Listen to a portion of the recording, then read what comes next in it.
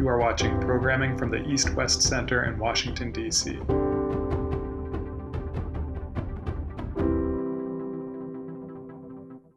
And welcome to the East-West Center in Washington's virtual webinar series. Today, we have a wonderful scholar normally based at the National University of Singapore, but currently in Boston at Harvard University on a sabbatical. And he has kindly agreed to speak to us, Dr. Ian Chong. Many of you will know his work and be familiar with his work. His topic today is, when does China's scaring the monkey strategy work?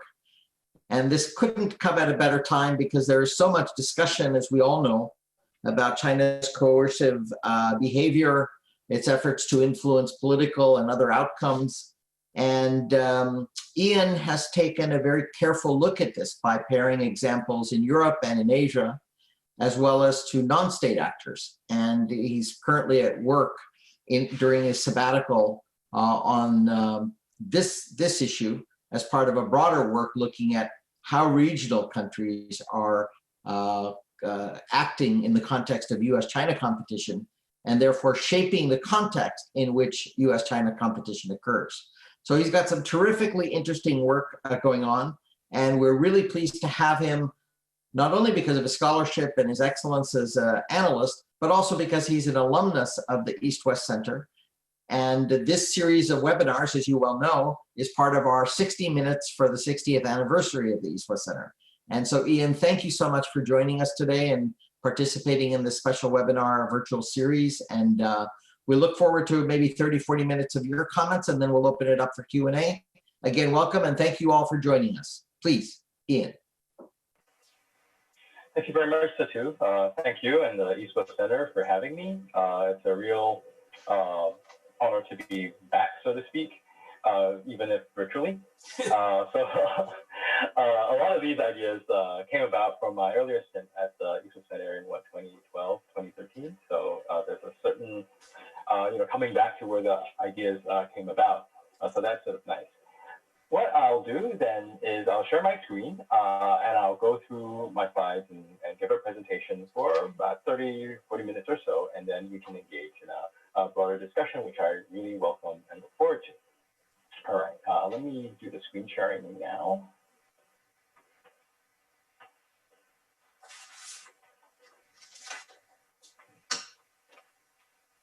All right, so as advertised, the talk is about, when does China's killing the chickens to scare the monkey strategy work? As many of you know, this is a type of behavior that is often attributed to China, that it will seek to punish some actor in the hope that the sort of visible and demonstrated punishment will discourage others from taking actions that are inimical to PRC interests. Just to give you a quick overview of what I'll be covering, the degree to which other actors respond to this sort of demonstrated threat, I term anticipatory accommodation. I'll sort of go into that a little bit, so we have a sense of conceptually what it looks like. So we know what we're looking for. I'll talk a little bit about some different explanations for what's going on, what leads to more or less anticipatory accommodation. And then I'll go into sort of my explanation, which I think comes down to learning, because I think the killing the chicken, scare the monkeys, a lot of it plays on uncertainty and the fear of loss. So to the extent that those elements can be mitigated, they help reduce the pressure for accommodation. I'll talk about a couple of examples.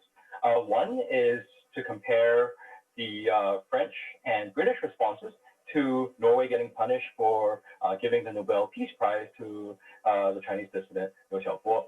And then I'll talk about how Malaysia and Taiwan reacted to Japan being ostensibly punished for over the Senkaku Diaoyutai issue when rare earth exports were supposedly stopped. And I'll then go into some of the takeaways and implications. It's also important, I think, to remember that the Chinese have been a bit coy about when or whether they are actually employing the strategy. And the way that I look at the issue doesn't really hinge so much on what the Chinese Chinese are doing or not. It looks a lot more closely at how countries look at what China is doing and what they expect. So that's sort of key. So as I said, one of the things that the key thing I'm looking at is this sort of action that China supposedly takes, particularly using economic coercion, but other forms of coercion are possible. This punishment, this very visible public punishment of a particular actor, supposedly to discourage others from undertaking actions that Beijing dislikes, right? The key to this is that the punishment has to be visible. That others are observing this punishment. There are a couple of Chinese folk sayings that sort of capture this dynamic. One is the so-called killing the chickens to scare the monkeys, another that is essentially the same thing, but expressed differently, is to kill one to scare 100, now, as I also mentioned in the beginning, the question is less whether Beijing actually engages in such action. It's really hard to tell, given the opacity in which Beijing currently operates. But what we do see are reactions, right? I'm primarily interested in reactions by actors that are observing this supposed punishment. The punishment is real. Whether there's the sort of attempt to create a demonstration effect, that is a little bit less clear. More research has to be done there, but that's not critical to what I'm going to be arguing. So essentially, I'm asking, when these sort of visible punishments happen, we see a variation in responses. Some actors respond a lot more compliantly, others less so. So I'm wondering what explains this variation in behavior.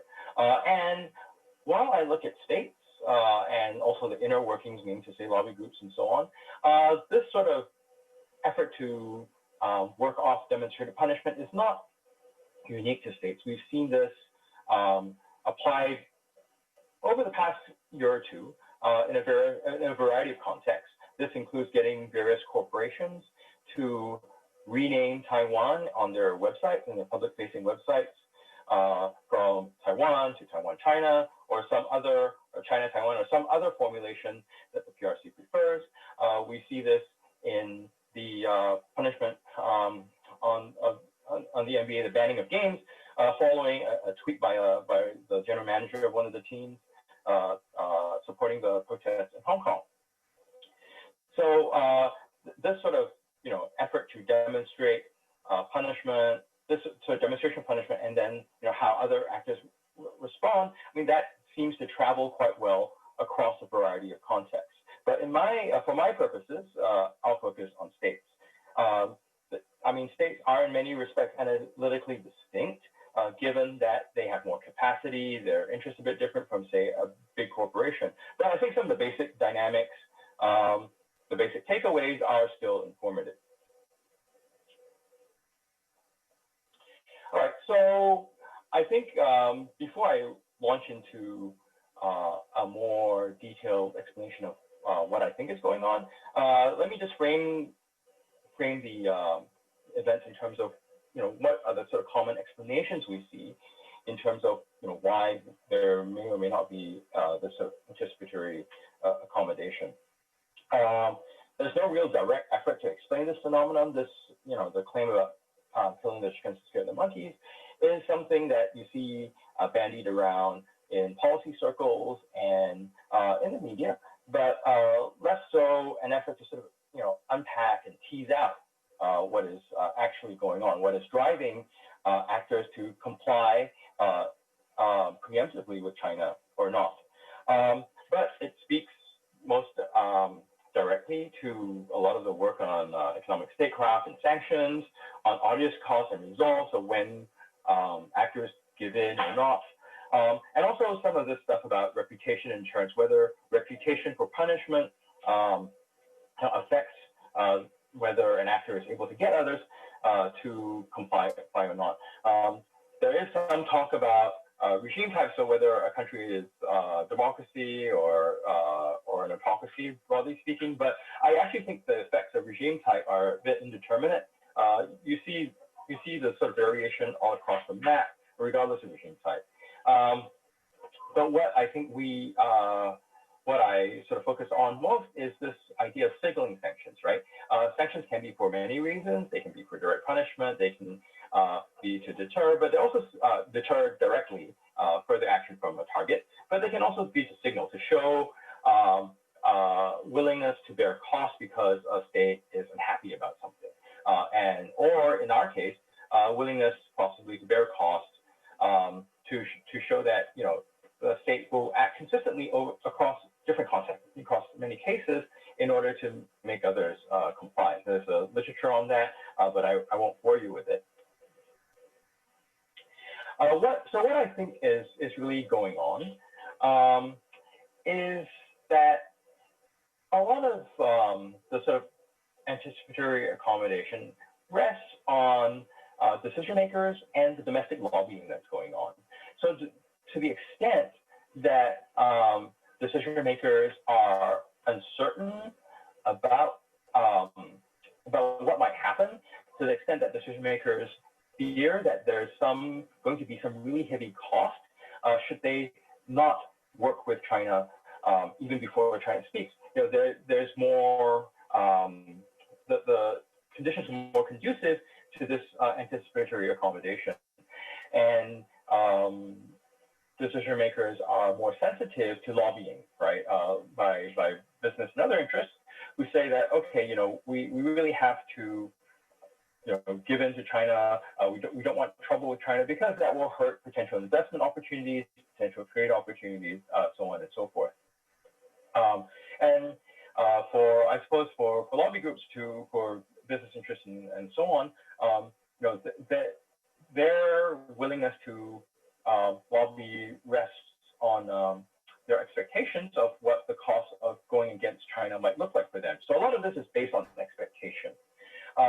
So what is key is whether, it's how those expectations get shaped.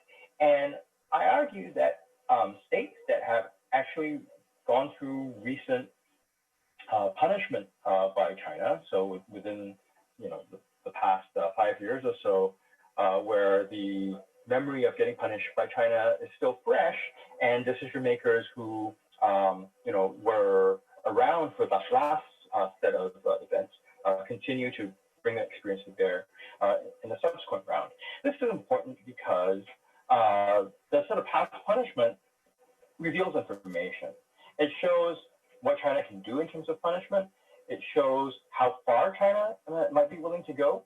So that learning reduces that uncertainty, that fear of loss.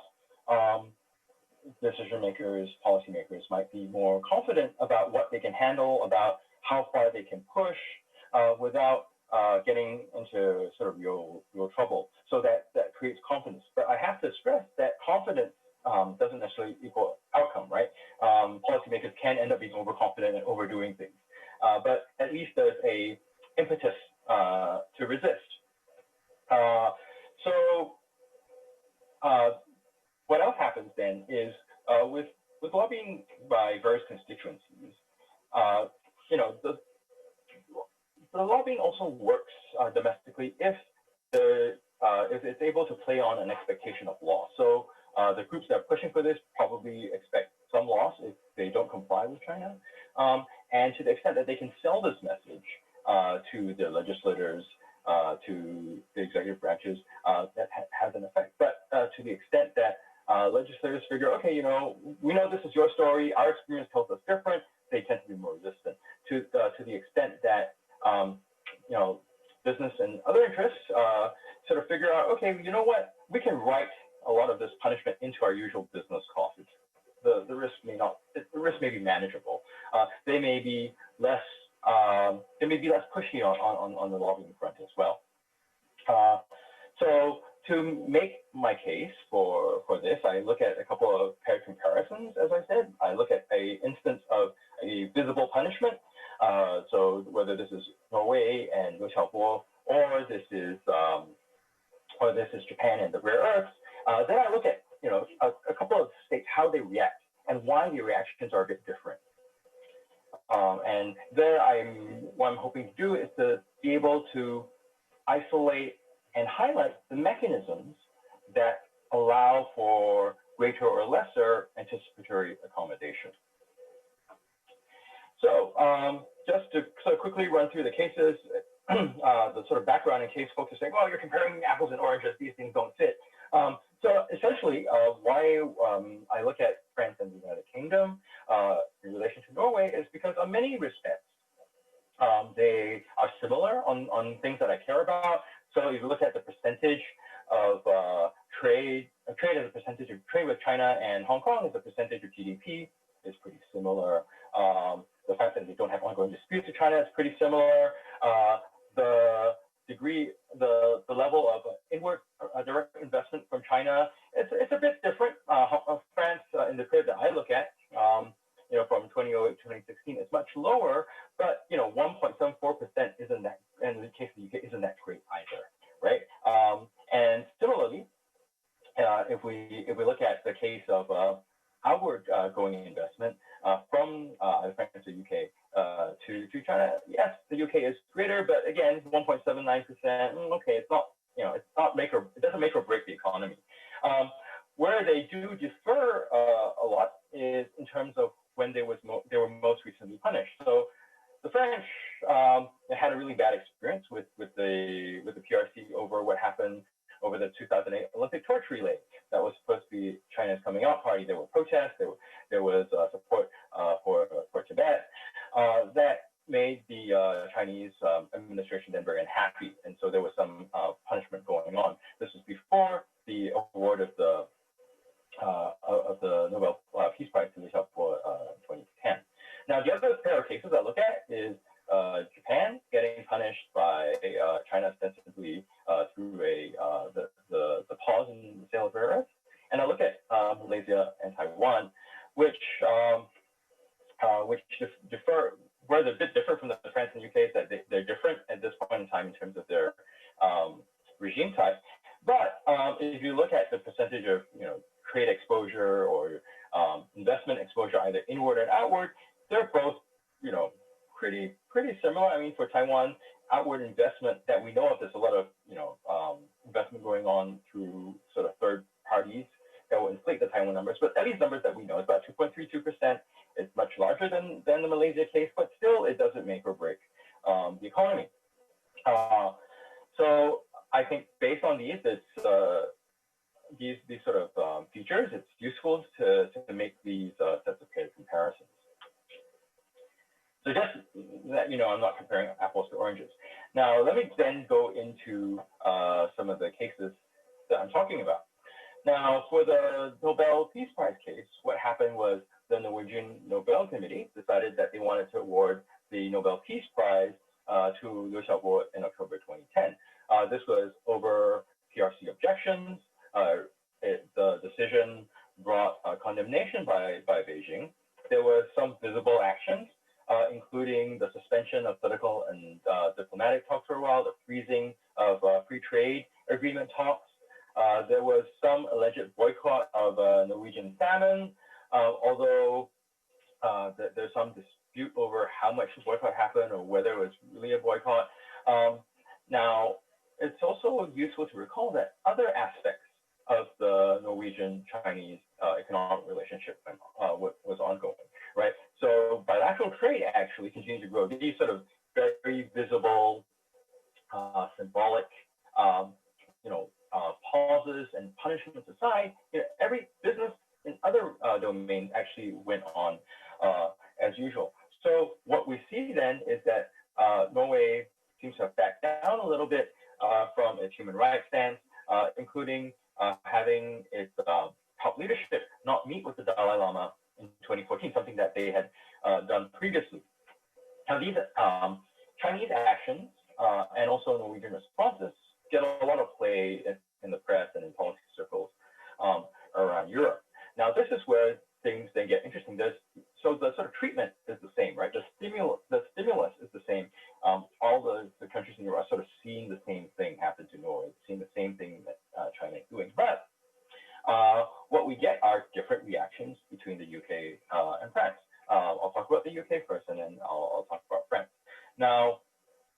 UK, there was a strong perception that the Chinese punishment on Norway was very, very substantial, and despite the sort of limited economic impact. And this is, I know this from a series of interviews that I did in conjunction with a research partner. So there was a real belief that the Chinese sanctions on Norway were really bad. Things could get worse. Others who crossed China would get punished in a similarly serious manner, right? And many British businesses seem to believe this. They lobbied Parliament really hard. They lobbied the Cameron government really, really hard on this. Now, the core of this lobbying, the core of the logic, was this sort of anticipation of loss. And I suppose it plays into this whole concept that we have that people are very sensitive, are more sensitive to loss than to gain. Businesses felt that opportunities that they had in China, the sort of opening of China to British businesses, that supposed golden age of UK-China relations that the Cameron government was talking about would be in jeopardy. They would lose out. They would lose out not just in absolute terms, but in relation to other European economies. So this, fear of losing out was pretty palpable. So what happened? The UK decided that it would take a softer approach to political disputes in China. Previously, there would be higher profile visits and meetings with the Dalai Lama. These were played down. I mean, there wasn't the sort of high profile visits and meetings. I mean, some of this still happened at a lower level. And what's interesting is that while all this debate is going on in the UK, and all this sort of policy adjustment is going on, China at no point employed any economic sanctions toward London or UK businesses. So in this sense, everything that the UK was doing was in anticipation of something really bad happening, and so they made all these adjustments. But it's interesting if we sort of compare this with the case of France and around the same time. What happened was the sentiment in France happened to be that China's sanctions towards Norway was more bark than bite. They believed that it was a big show, it was a lot of swaggering, but not much is going to happen. There was a lot of skepticism about how serious Chinese punishment might be. Okay, maybe if the French did a couple of things that upset China, okay, they get some punishment, but it's manageable. Okay, so maybe you don't want to poke China in the eyes, obviously, but you essentially carry on doing what you're doing. The reason for this is because I think most French officials in charge of foreign policy then, plus some of the business associations too, they said, look, we've had this issue with China, after the Olympic torture relay in 2008. They're really upset. They said they punish us, and okay, some stuff happened, but okay, we're still here. We're still having improvements in trading relations with China. So, we don't have to take the Chinese threats that seriously. They say what they want to say. They do what they need to do. But ultimately, they recognize that completely upsetting the apple cart doesn't help anybody. So what officials in Paris did, based on this assessment of limited economic impact, there was in this culpable apprehension and anxiety, as you saw in London, was okay, fine. The meetings with Dalai Lama, okay, maybe we don't want to give that much coverage to it, but they can continue. So Sarkozy continues to have pretty high meetings. President Sarkozy then had pretty visible meetings with the Dalai Lama, but they didn't. They may not have pressed as much, but it was generally business as usual. And on human rights issues, the French continued to sort of take the general European stance, even while at the same time they were pushing for greater economic and trade collaboration with the PRC. So there was no contradiction in saying, okay, we stand and we want to push and be visible about human rights, but we also want to improve trade. So this is a clear sort of divergence from the UK case. I mean, the sort of summary story is essentially it comes down to this past experience, this past learning about how good, how bad, how serious punishment from China might be. And it's a useful takeaway because I suppose it's helpful to remember that imposing sanctions is a costly action for the sanctioner as much as it is for the target, right? So that's a useful point to keep in mind. So, all right, if that's the sort of European experience, let's change context for a little bit and look at the case of look at cases in Asia, in particular surrounding the case of the ostensible punishment of Japan over the Senkaku Diaoyu Island dispute and the East China Sea dispute. So, as many of you know, differences between China and Japan over the Senkaku Diaoyu Island have been growing since maybe about 2008 or so. This comes to a head in September 2010, when a Japanese trawler and Japanese Coast Guard vessel, the captain of the trawler gets arrested, and the Japanese administration say they want to charge this captain under Japanese domestic law. Now, for China, this is a big deal because if the trawler captain gets charged under Chinese domestic law in disputed waters, it basically means that Japan is asserting its domestic jurisdiction over this place that the Chinese dispute. So, as a result, recriminations and tensions mount. Then, shortly after, Japanese firms report trouble getting export licenses for rare earths, and rare earths are important for many things, such as batteries for hybrid cars, electronics, and so on. So it's something that can potentially have a lot of impact. China denies that it has export restrictions. It says, well, some supply issues, so on and so forth. So there's sort of a official denial from China. The situation ultimately improves by late 2012. So there's about a 2-year period.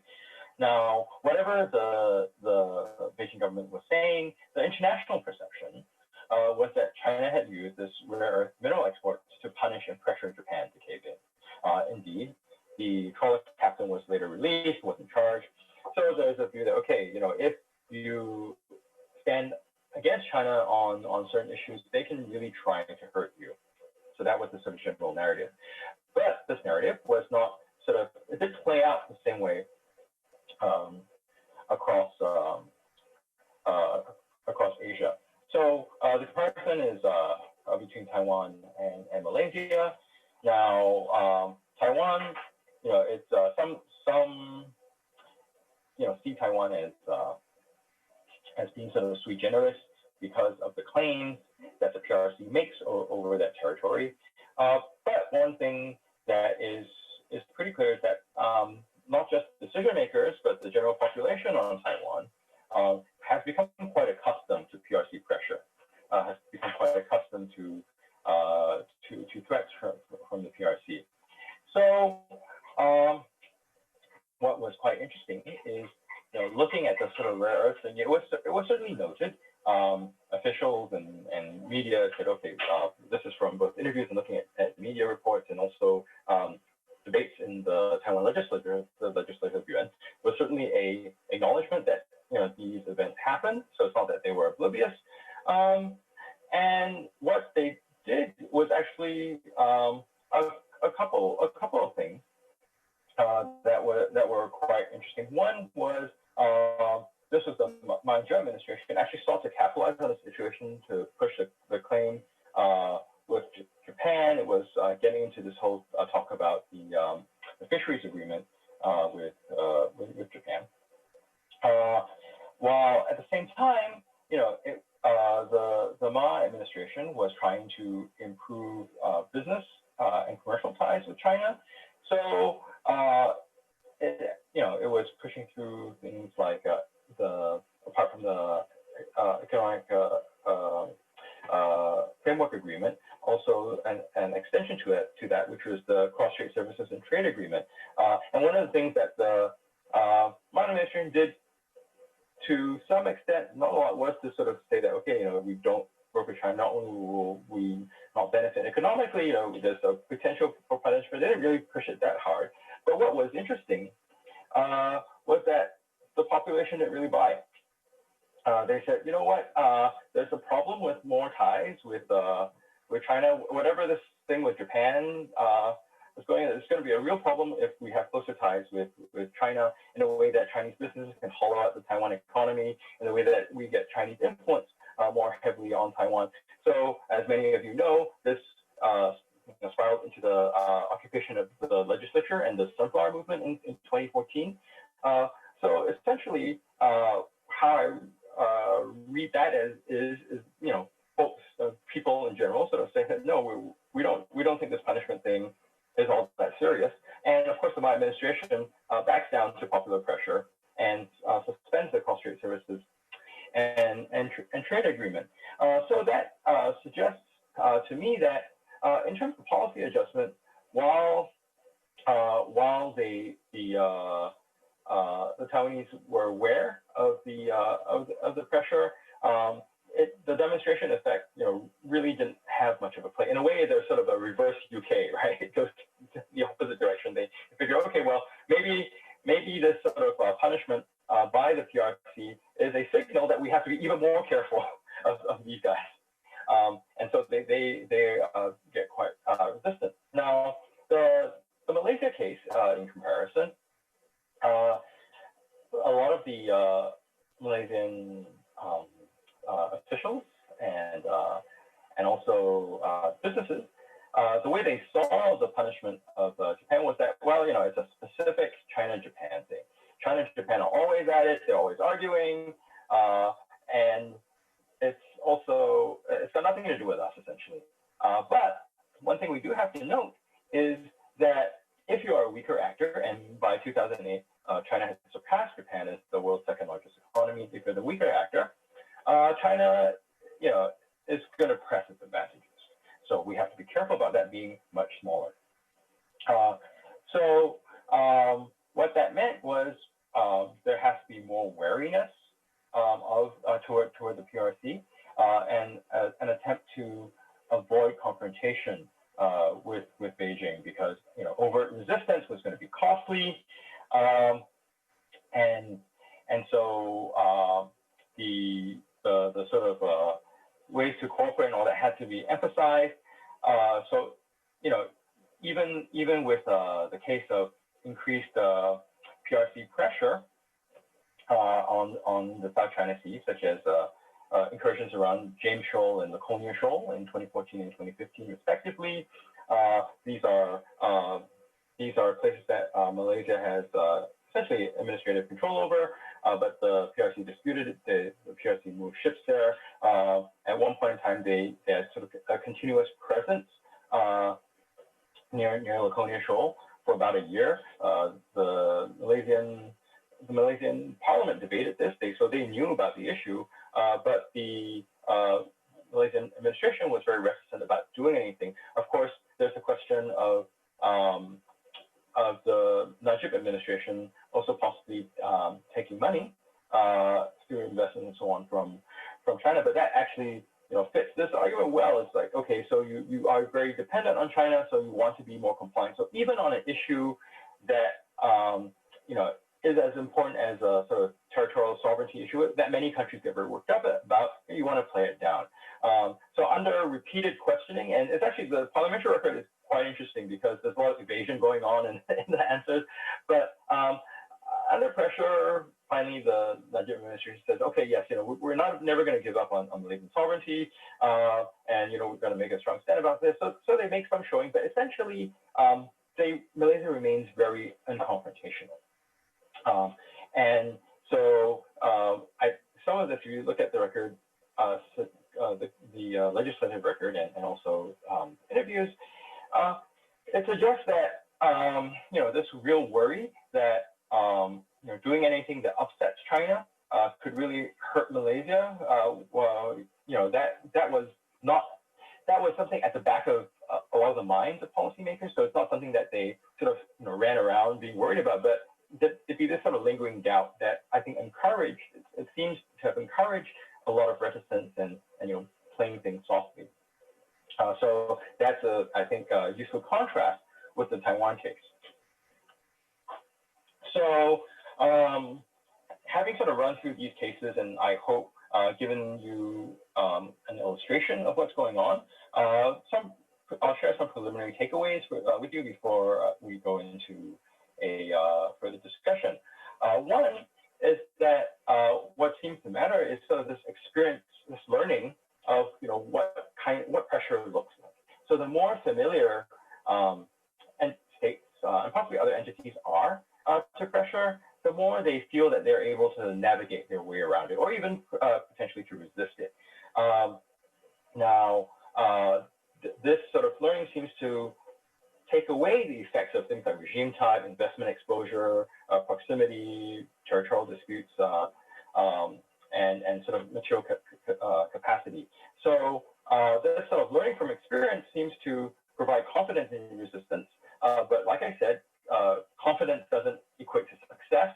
So we have to be careful about overconfidence, even as we think about how can sort of knowledge about what is possible, what is not, get shared. So insofar as there's more information about what to do in the face of potential pressure or things that the PRC might like or dislike, this can inoculate more actors from sort of giving away the shot preemptively. So what is important to sort of avoid is this sort of playing up of uncertainty and lack of familiarity, which seems to feed anxieties, fears, apprehensions that encourage accommodation preemptively, sometimes unnecessarily so. Also, I think if you think about resistance or non-compliance,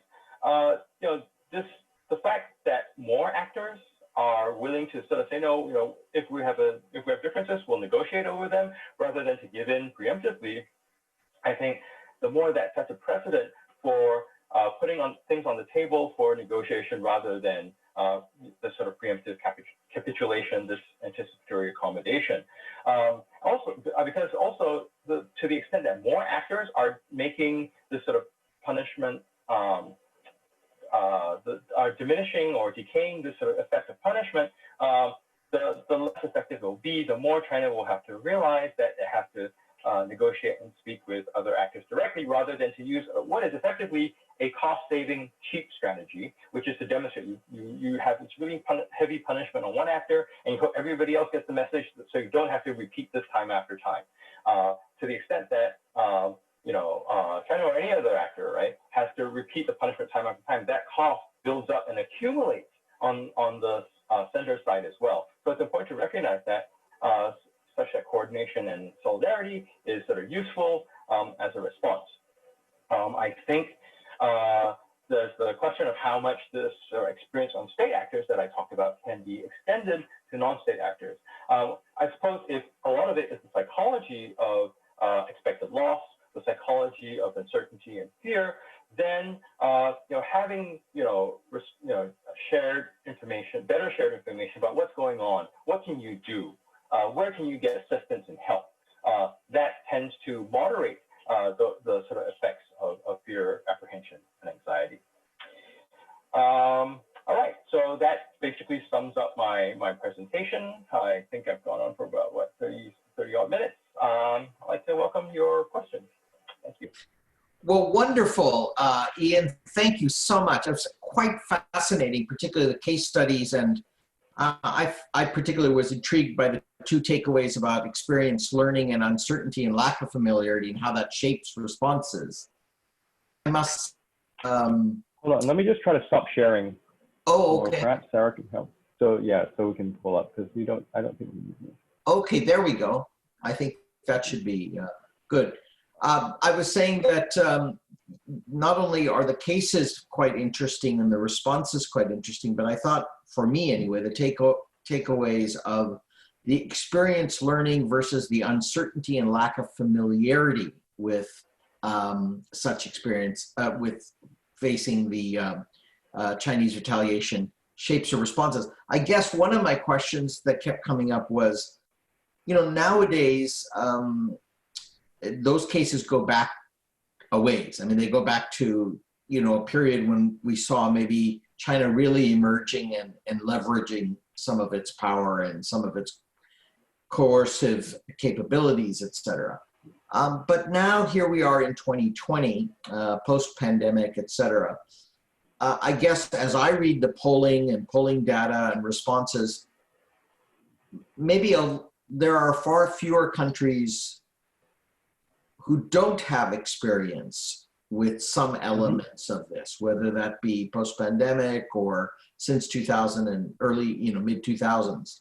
So in a way, no one can say they don't have some experience of others or themselves having had these run-ins. How do you anticipate that to shape countries' responses? Right. So I think what we're seeing is a slow hardening of reactions to China. And you see this happening in the U.S., but also to some extent in Europe. I think there were recent polls that were taken from Pew and elsewhere. Yes. And I think some of this is suggestive of the fact that it's one of these things about threats, right? Threats work only if they're not carried out. So once they are carried out, they're not a threat anymore. They're a direct coercion. Right. And threats are useful because they're cheap. To the extent that I say something or do something just in one instance and it gets a whole bunch of compliance, well, that's great for me, right? So as countries have had more run-ins with China, I think this killing the chickens to scare the monkeys effect is declining because there's a recognition of the fact that, okay, the punishment can only go so far before it starts hurting for the PRC as well. Plus, if Beijing is going to be picking fights with lots of actors, well, guess what? They're not going to be able to pay that much attention to us directly. So I think that sort of learning effect is getting various actors to be a little bit more resistant, and I think it also dovetails with this other part of response where I think some of the more egregious actions by the PRC, which is actually quite different from the past. Before, I think they were a little bit more subtle. You see that they don't admit to some of the things that they do. But now the stuff that's come out about, countries have to visibly thank China. Stuff that seems really over the top. I think that the dimension it adds is it makes people upset, right? So that adds to, okay, so we're upset and we know it's not going to be that big a deal. Okay, what have you got? Interesting. Okay, well, let me now turn, and I would remind Ian as well as other participants that we're also live streaming on YouTube. So forgive me, but I do have to read the questions because our YouTube viewers cannot see the questions that are coming in. The first question is from Michael Font, here based in Washington with the DPP. What gray zone actions might China take against Taiwan to the Taiwanese monkeys? What response might be effective against, say, Chinese trying to take Taiping Island? He was using Taiwanese particular kind of monkeys. I don't know how to pronounce it. Macaques? Go ahead. Yes. Right. So actually, China has been trying to do this a lot with threats to Taiwanese businesses. And this has been, ongoing, really since the period I was talking about, and before. It was you see some of this talk going on prior to the last legislative year and presidential elections that we had in Taiwan, and so that's the sort of hurting businesses is one thing, but I think there's some learning that divestment is probably a good idea. So exposure is less. So there's some of that going on in Taiwan. The new southbound policy fits into that. That's one element. And another is the stepped up military activity of naval ships going around Taiwan, military aircraft going around Taiwan, and the sort of action near the process and Taiping Island. So the question then is to ask, okay, so to what extent can China, maintain this operational tempo? Why? Another is why are they doing it? And thirdly, of course, what can be done in response? So one, I think, is just, I mean, what's interesting in this case, at least for my purposes, is one, it doesn't seem like there are too many people in Taiwan that are caving to these pressures. In fact, this sort of experience is sort of getting people to be more accustomed to the fact that this is what China does, we just have to respond. That's the military action.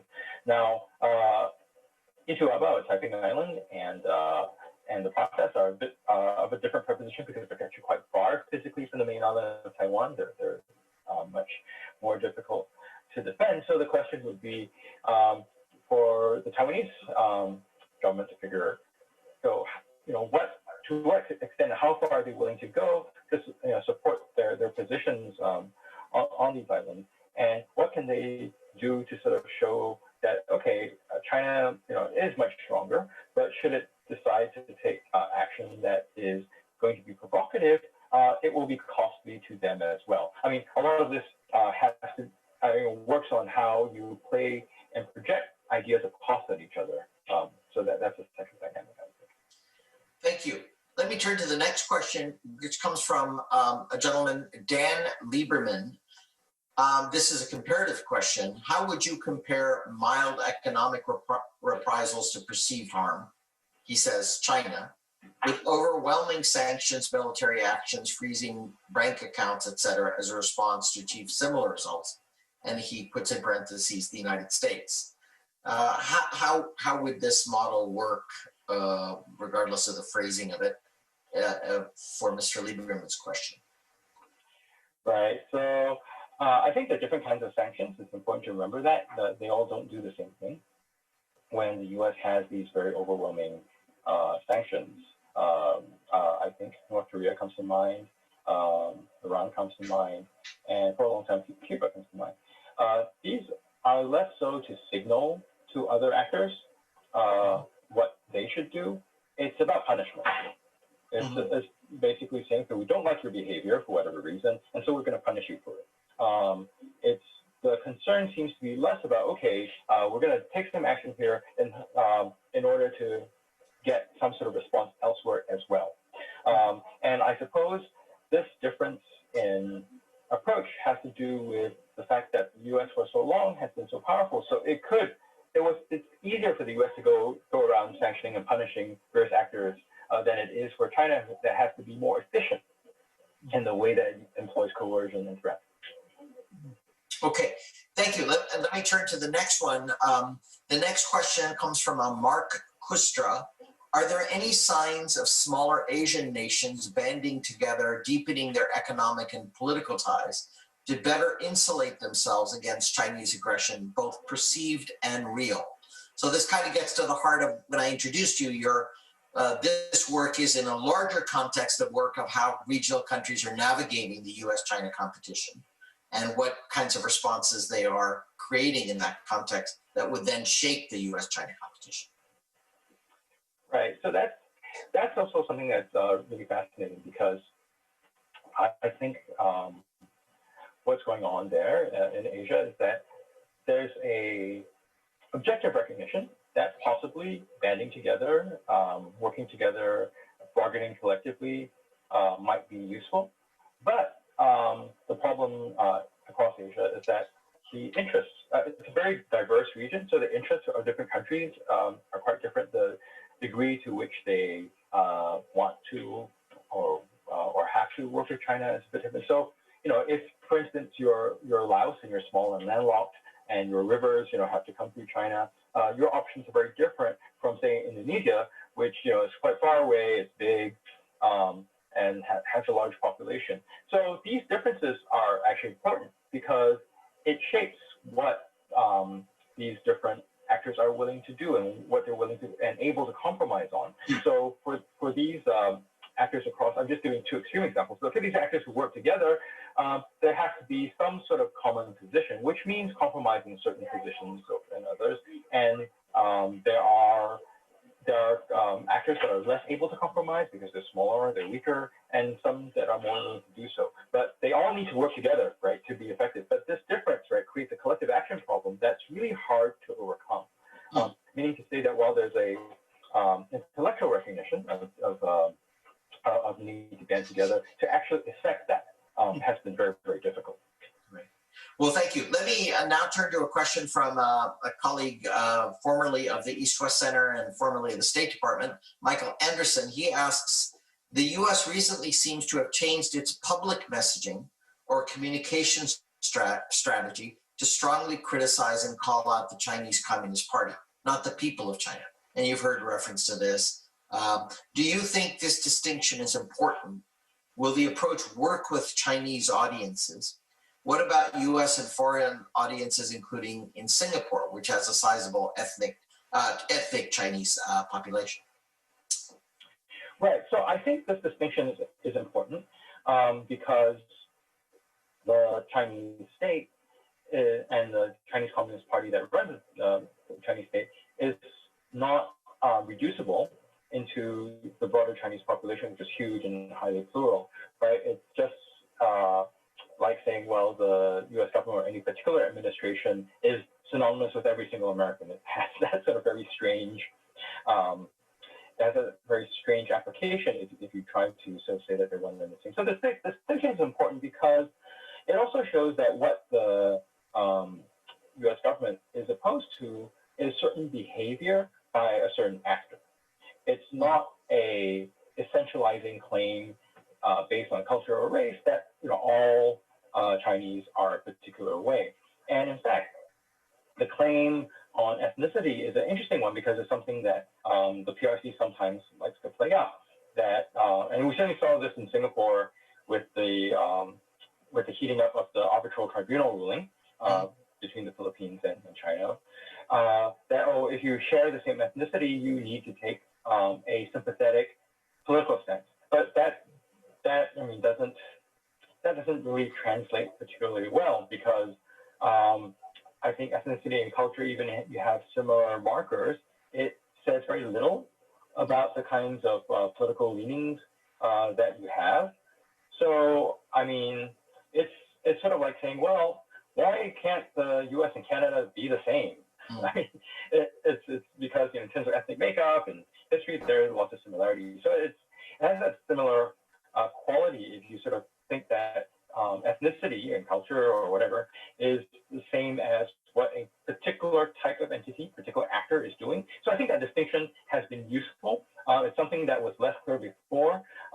And with this clear distinction, it's easier to sort of target action, saying, well, we like this, we don't like that. Well, this actor, not all people might not have any relation to what decisions are being made, has to do or not to.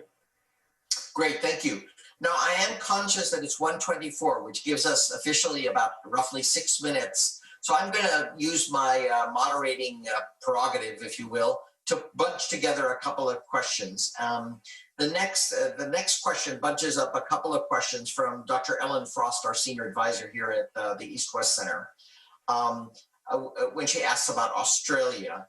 But let me lump that in with another question, which I also had, and if there was time, I was going to come in at the very end if there was time, was the famous Singapore case of sort of 2016, 2017 time period with the armored personnel carriers transiting through Hong Kong and, Singapore's position on the PCA ruling.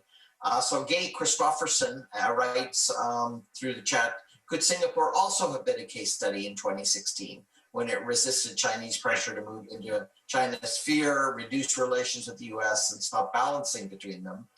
There was a domestic debate in Singapore. Did Singapore at that time learn from other countries' resistance to PRC? So was Singapore a case for others to follow, but also how did Singapore learn from others when it responded? And how might this apply to Australia as well, per Ellen Frost's question? Right. So I think the Singapore case, to solve that, is interesting because there was more public debate that happened in newspapers and other sort of public outlets, and there was a more private discussion among policymakers. Given Singapore's political system, which is not entirely as open as it would presently be, it's much harder to see what what happens in the domestic debate. From my interpretation, it seems to be sort of, okay, let's stay the course. We'll be more careful about upsetting China, but, we'll essentially stay the course. And some of that debate seems to have been informed by what happened to other countries. So to sum things up, I think what happened was the Singapore said, okay, well, it could be bad, it might not be, but we're just going to play it by ear. We're not going to cave just as yet on all issues. So the test, given the relative opacity of the Singapore system, is if there's a next round of pressure, what happens, what that learning does. So if I'm correct, then it should encourage more resistance. And at least among the population, that unhappy episode with China has created more wariness and in fact, some real suspicion of PRC and PRC intentions. Although the business side, I think they're quite anxious. Now, in Australia, the Australian part is interesting. It's actually quite fascinating because I think it's a case where there's been a lot of pressure and sort of machination in Australian domestic politics until a point where I think many Australians in policy said, okay, enough is enough. This is getting a bit out of hand, and so they've been going at uncovering these influence operations and also asking for investigation to the origins of the COVID-19 pandemic. China said, okay, well, we're going to punish you for this, and there's talk about not buying commodities. But Australia seems to have sort of the experience for Australia seems to be that, okay, well, we're just going to go about and do our own thing, and learning from this sort of past experience. There was initially, before this current round, you might recall the domestic Australian debates over whether there needs to be a rethinking of the relationship with the U.S. Or greater pliancy to China, and a lot of this was in reference to what had happened to other countries. But as we get more uncovering of what China was doing in Australia, the position seems to have hardened. Well, thank you. That's great. Let me bunch together one other question before turning to a final one from Jim Moriarty. Catherine Southwick and our colleague from Radio Free Asia, Ms. Rita Cheng, both have a question regarding the application to what you didn't take up, were some case studies of business or non-state entities. NBA was mentioned, et cetera. Right. So the question is asked, how does the business community respond to these tactics? Rita particularly references in her query NBA case and the Hong Kong Shanghai Bank statement on backing China's security law. How would you anticipate those playing in your framework? Right. So firstly, I have to say that corporations are not the same as states. They have far less options. They're more susceptible to coercion in some respects, especially from states that they are highly exposed to. So I suppose this would be the case of the NBA and HSBC. Although I would think that at least in the NBA case, that came at the end of this whole series of threats against companies about relabeling Taiwan and so on and so forth. But I think with the NBA case and the COVID case, there seems to be in the U.S. among U.S. companies, as I read it, a feeling that there doesn't need to be as much pliancy to China as before. Also because there are issues of intellectual property protection, all that. So for some companies that sort of learned how they need to limit their exposure, I think they're better able to do it. Whereas HSBC is, in some respects, a very unique and different kind of creature because so much of their exposure, they're a British bank, but so much of their exposure is in Asia and in Hong Kong in particular.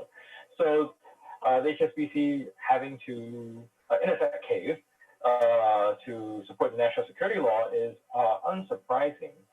So what is useful in terms of looking at that, I guess the takeaways would be one, for other companies, do you want that much exposure to risk in China? Maybe the returns are really great and it's something that you're willing to bear with. And so you're willing to play the political game and repeat whatever you're told to. Now, for others, the lesson may be, okay, perhaps what we want to do is to manage our risk and not be exposed as much. And still a third approach might be, okay, so the HSBC case where it's instructive is to say, all right, we want to write the risk into our business model. So, you know, how do we want to normalize this? To what extent do we want to go? To what extent do we want to let ourselves be subject to political whims that can change from day to day? And how much do we want to, exploit the sort of opportunities that that the Chinese Communist run country provides? And I think it's also important to remember, I know a lot of business decisions are a lot more short term, but it's also important to remember that this particular administration, Chinese administration, has a particularly strong view on nationalism, but that's varied across time. So it's possible, if you hold out, that a new administration might think differently, and the Chinese market is always going to be there. So it's also a matter of how you think about your time horizon. But you can do that if you have less exposure or your exposure is well managed. If you are heavily exposed, then you may have less choice. Well, let me take the last question, and I regret this. I mean, there are always good questions. We can't get to them all, and I do appreciate all the participants being patient. Final question comes from James Moriarty. Does wolf warrior diplomacy decrease the effectiveness of killing chickens? In other words, if Chinese diplomats are constantly criticizing the countries they serve in, does it make China's implied threats on specific topics less threatening? Actually, I'd agree with Jim here, because the point about killing the chickens to scare the monkeys is that you don't do it often. Every time you kill a chicken, you make an impact with it. You make a splash with it. So everybody sees it. They see the blood splattered everywhere, and it's gruesome. And but if you keep seeing it, it becomes normalized, and the effect goes away. So I think the wolf warrior diplomacy approach, for whatever reason that the PRC government is pursuing it, domestic or otherwise, it had an initial shock effect. But as I was saying, there seems to be a greater resistance to Chinese pressure now. Well, a lot of that owes itself to this wolf warrior diplomacy. Right.